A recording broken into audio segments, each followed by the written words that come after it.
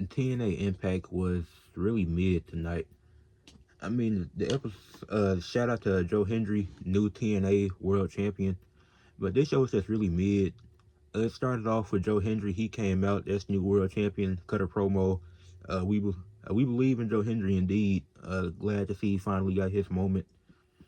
What didn't make sense is that right after the pay per view, obviously Joe Hendry won the championship. He gonna be on the show, but Nick Nichols didn't show up. He's supposed to be showing up next week, so I don't think that makes a lot of sense. Him just losing the title and not showing up on this next episode, and then waiting until next week. Then what really before the show started, like at the beginning parts of it, Santino he was talking to the Gia Miller, if I'm not mistaken, and she was asking him about some big surprises because there was gonna be some big surprises on TNA, especially since they got the partnership with NXT and the stuff that happened on TNA Genesis, where multiple NXT people showing up. And then as Joe Hendry was talking, Santino Morelli he came out there, made this announcement of this big superstar that's gonna be there to face Joe Hendry in the main event. Impact ended up being Matt Cardona, who I just seen in AEW not too long ago, and he lost a big match if I'm not mistaken. Now he's in TNA, and then we'll get to that match later in the video. But he had a match with Joe Hendry to end the show. So it was a cool surprise to start off the show. Matt Cardona coming back to TNA. Don't know if he's on a full-time deal or if it's just a one-time thing. But it was some stuff that happened later in the show that probably sound like he's going to be there for a little bit, going another run. The first match to kick off, you had the women's tag team champions and the women's, the knockouts tag team champions and the knockouts champion, Spitfire and Masha Slamovich taking on Elegance, Ash and Heather by Elegance and Rosemary in a 3-on-3 match. And this match was just pretty mediocre. I mean, the dynamic of now you got the world champions, well, you got the knockouts champions in Spitfire and the knockouts champion Masha Slamovich, and they already had prior chemistry teaming up not too long ago, and them all being baby faces fighting against the heel group. But then Ash by Elegance, Ash and Heather by Elegance, obviously a tag team, but the conflict was them teaming up with Rosemary, because it's like they're not used to teaming up with somebody like her and Rosemary. She's not used to really being in tag teams. She's used to having one-on-one competition, trying to scare the mess out of her opponents, trying to put on the best one-on-one matches. She's not used to tag team action, so it was a little bit of conflict there. But Ash and Heather by Elegance and Rosemary would end up getting the win after Cora Jade interfered. She distracted Masha Slamovich to allow them to take advantage of the match. So it made sense. Like, the match was very mediocre. It wasn't that great of a match. But Cora Jade's interference really saved it, and it made more sense because now it sucks that a champion had to be pinned in this match because you have 3 champions. But at the end of the day, it makes sense for the story because Cora Jade, she's going after Masha Slamovich. She'll probably lose, but they could put on a solid match for that Knockouts championship. And then following that, you had Josh Alexander speaking. Then early in the show, he went backstage talking to Steve Macklin and Eric Young, and since like letting people know that he's quitting. So he go out there, he cuts the promo, and he was like, Josh Alexander talking about how much he done put into the business for 6 years he's been here, and it's a really good promo. Like, at first the fans were booing, obviously that natural heel heat, but throughout the promo the tears started pouring in. It's like this actually feels real, like he's leaving TNA. And obviously when it comes to a situation like that, no matter heel or face, when it's one of the best wrestlers in the company, the fans are obviously gonna feel something, and that whole mood is gonna shift, and that's what kind of happened. But then the Northern Armory, they both of them, and I forgot their names, but they're both like, you're not quitting on us. And he was like, yes, I am. I'm quitting. I'm done with TNA. And then they attacked him. So now he's getting jumped by its own group. So Northern Armory, they attack him. Now I'm thinking Mike Santana might come out there and help him because he earned his respect.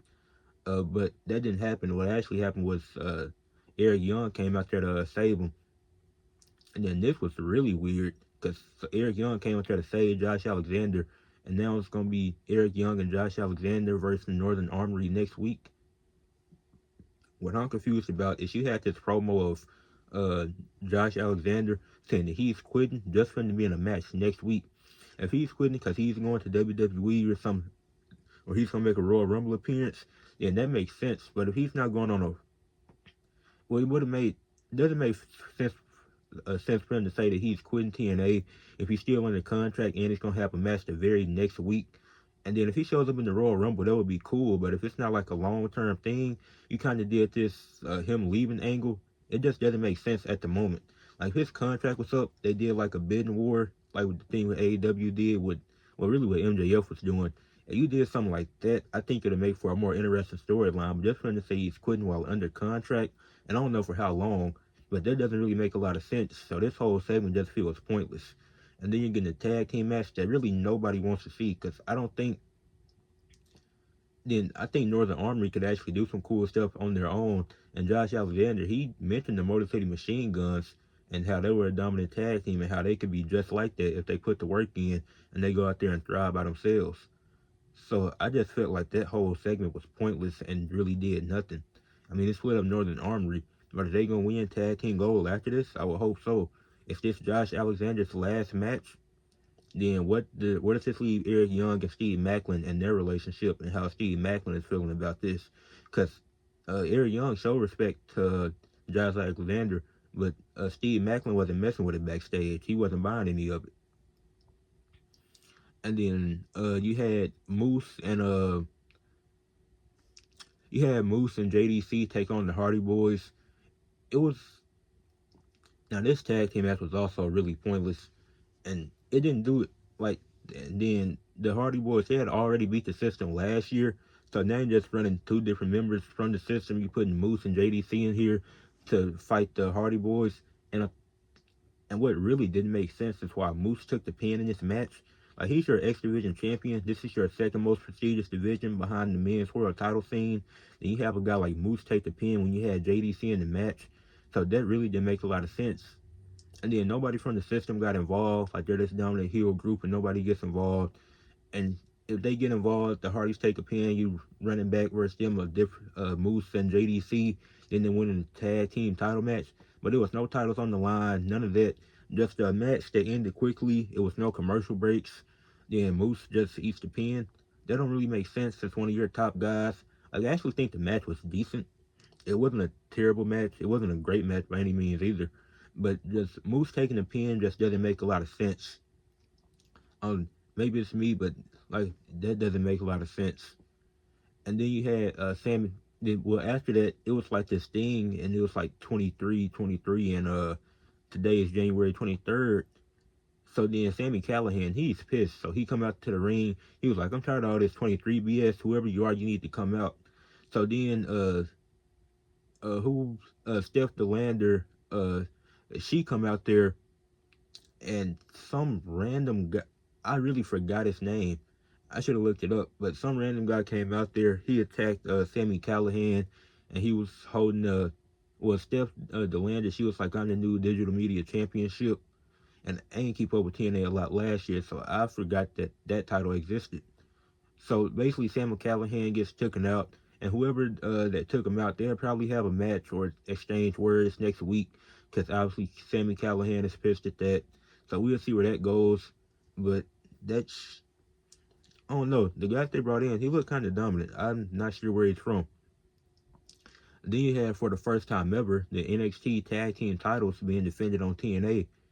First time a WWE Championship has been defended on TNA. You had the Rascals versus Frasium, and this was a really fun match. I feel like all of them, they put in a lot of work in this match. It was really fun from start to finish. And then Wes Lee, Tyson, and Tariq, they end up costing the Rascals the match, as Wes Lee used to be a part of the Rascals, so they obviously not done with that story, and they ended up making them lose. So, like if TNA and NXT did like a Survivor Series type thing, where they went like brand versus brand against each other, you could tell a great story there and keep building that up. So I think that'd be really interesting. So Fraxium is still the NXT Tag Team Champions. They weren't going to lose anyways, but they definitely had their moments and they had their spots where it looked like they were about to win. So I enjoyed it, and I'm not a huge fan of interference, but I think it made sense for this match. Then Mike Santana, he came out there, he cut his promo. As you know, he's going for world title gold this year. That's Mike Santana's plan in Big 2025. Then he gets, after his promo done, and he's the new standard of TNA after beating Josh Alexander. And after he's done cutting his promo, what's Mustafa Ali makes his return to TNA Impact, and he starts talking on the mic. So then Mike Santana, he's kind of mad because it's like, even though I just got done speaking, I'm still not out the ring yet. He just come here and steal my spotlight. So Mustafa Ali gonna have a match next week, but he'll probably cut a promo after that, and Mike Santana will probably come out there and interrupt. So you're probably gonna get a Mike Santana and Mustafa Ali feud coming up soon, and I'm interested to see where that could go because I think that could be a lot of fun. You had you had a Tessa Blanchard promo, which don't really do nothing for me. She lost to Jordan Grace anyways, so I actually when Tessa Blanchard came out there, I tuned out because I wasn't really trying to hear what she had to say. We'll just skip past that. Then you had the main event. You had Joe Hendry versus Matt Cardona for the TNA World Title, and I know Joe Hendry a fighting champion, but his first defense that's randomly being Matt Cardona is kind of strange. But and then the antics at the end of the match. This was a solid match. The way they started, it was a really solid start. Went to the commercial break, and then when they came back, well, Matt Cardona was in control of the match before. Then when they came back, more on an even playing field. Then Joe Hendry accidentally took out the referee, which gave Matt Cardona the advantage. Hit a low blow, even used the title belt to hit Joe Hendry. And then, but before he did use the title, originally JBL came out there to stop him. And he been doing this thing with, like, he interfered in the match at Genesis. He took out Ryan Nemeth and somebody else, if I'm not mistaken. And in this match, he helped Joe Hendry retain, or at least tried to help him, because he took out Matt Cardona with the clothesline from hell. And then Joe Hendry, even though he got hit with a low blow and a title, the referee could barely move. So when he started the count, it was a very slow 2 count. So then Joe Hendry, he ended up retaining his championship, and it was an interesting main event. I feel like the antics don't make a lot of sense because this whole JBL thing is really weird. Like, if he's making a comeback to wrestling, I'm not trying to see JBL versus Joe Hendry in 2025. I really don't. But I say this show was a 6 out of 10. You can even argue it being a 5 out of 10, to be honest. I give it a 6 because I think they did a good job progressing some of their feuds, like Masa Slamovich and Cora Jade, the Rascals, and Wesley and his boys, potentially doing Mustafa Ali and Mike Santana. I think they did a really good job progressing some of the feuds in this, but some of the endings to the matches didn't make a lot of sense. So I'm actually gonna change my rating. Instead of a 6, I'm gonna give this episode a 5 out of 10. This was a really mid episode of TNA Impact. I know they can do better than this because they have, but it wasn't terrible. It's not the worst show that they'll put on, but it wasn't amazing either. They can definitely do better than this. But make sure you leave a like on the video, subscribe to the channel, and comment what you thought of tonight's TNA Impact. Did you enjoy it? Did you not? And one thing I noticed with the reviews, it's like the better the show is, the shorter the review is, because it's like, it's not too much I can really harp on. Like, I can praise these matches, but I can't do it for too long. But when the show is bad or if it's mediocre, it's a lot more for me to talk about because I really got to explain why I didn't enjoy it. That's it for this video. Peace.